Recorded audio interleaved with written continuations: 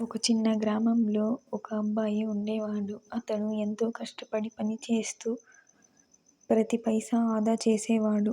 అతని జీవిత లక్ష్యం ఒకటే, తన కుటుంబానికి ఒక సొంత ఇల్లు కట్టడం. అది అతని చిన్ననాటి నుండి కల.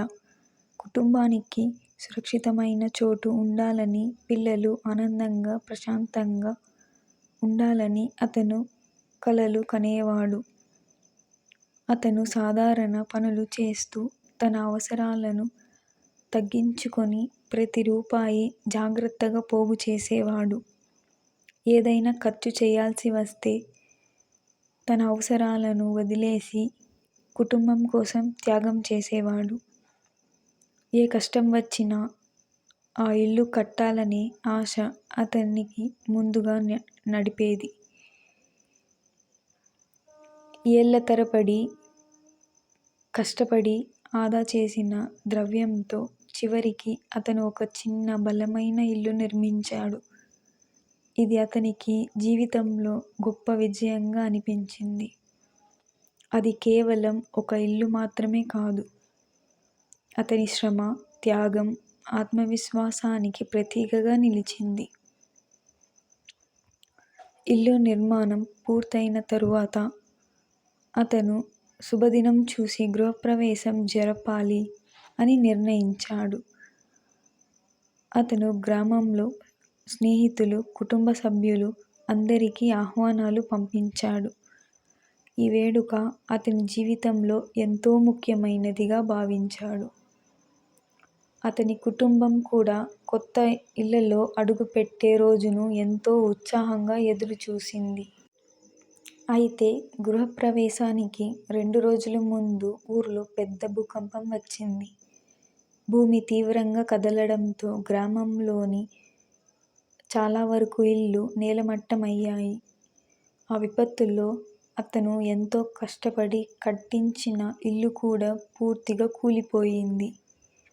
అతను తన ఇంటిని ఆ పరిస్థితిలో చూసి ఎంతో దుఃఖంతో నిండిపోయాడు. అతని కల, ఏళ్ల తరబడి కష్టించిన, సంపాదించిన ప్రతి పైసా క్షణంలో నేలమట్టమైంది. ఆ వాస్తవాన్ని అతను తట్టుకోలేకపోయాడు. ఈ వార్త తెలిసిన గ్రామస్తులు అతని వద్దకు వచ్చారు. అయ్యో పాపం, ఎంత కష్టపడి కట్టించిన ఇల్లు ఒక్కసారిగా అంతా పోయింది అని సానుభూతి వ్యక్తం చేశారు. మరికొంతమంది ఇదంతా దురదృష్టం వల్ల జరిగింది అని బాధపడ్డారు. అతని కుటుంబం కూడా కన్నీరులో మునిగిపోయింది. ఒక ఇల్లు కట్టడం అసాధ్యం అని చెందారు. అయితే అందరి అంచనాలకు విరుద్ధంగా ఆ వ్యక్తి భిన్నంగా స్పందించాడు. తన ఇంటి నాశనం కారణంగా దుఃఖిస్తూ కూర్చోవడం లేదా ఏడవటం ఏమీ చేయకుండా ఆ ఊరిలో ఉన్న మార్కెట్కి వెళ్లి మిఠాయిలు కొనుగోలు చేశాడు.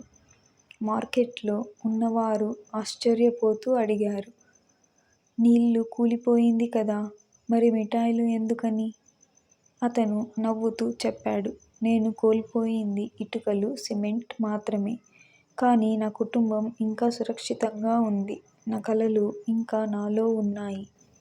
భూమి కదిలిందని నా ధైర్యం కదలదు కదా.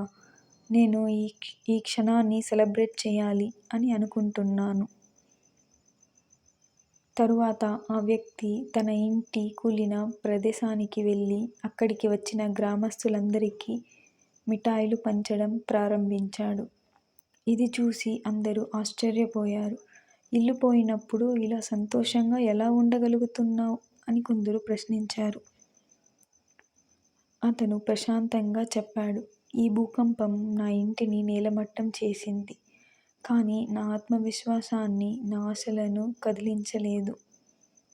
జీవితం మనకు ఇలాంటి పరీక్షలు ఎన్నో ఇస్తుంది. నిజమైన గెలుపు అంటే మనం కష్టాల్ని ఎలా ఎదుర్కొంటున్నామన్నదే.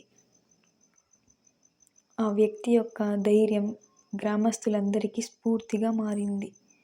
అతని ఆత్మవిశ్వాసాన్ని చూసి గ్రామస్తులంతా అతనికి సహాయం చేయడానికి ముందుకు వచ్చారు. నీ ధైర్యం చూసి మేం గర్వపడుతున్నాం. మేం కలిసి నీకు ఇంకో ఇల్లు కట్టిస్తాం అని సహాయానికి ముందుకు వచ్చారు. గ్రామస్తుల సహాయంతో ఆ వ్యక్తి మరింత బలమైన, మరింత అందమైన ఇంటిని నిర్మించాడు. ఈసారి ఆ ఇల్లు కేవలం నివాసం కాదు, ఓటమిని ఎదుర్కొనే ధైర్యానికి, దృఢమైన నమ్మకానికి ప్రతీకగా నిలిచింది. ఈ కథ మనకు ఒక గొప్ప పాఠం నేర్పుతుంది. జీవితంలో ఓటములు తాత్కాలికం. మనం ధైర్యం, మన ఆశలు శాశ్వతం. ఎన్ని కష్టాలు వచ్చినా తిరిగి లేచి నిలబడటమే నిజమైన విజయం. ఈ వ్యక్తి కథ మనందరికీ స్ఫూర్తి కలిగిస్తుంది. జీవితంలో ఎన్నిసార్లు పడిపోతున్నామో కాదు, ఎన్నిసార్లు లేచి నిలబడుతున్నామన్నదే ముఖ్యం.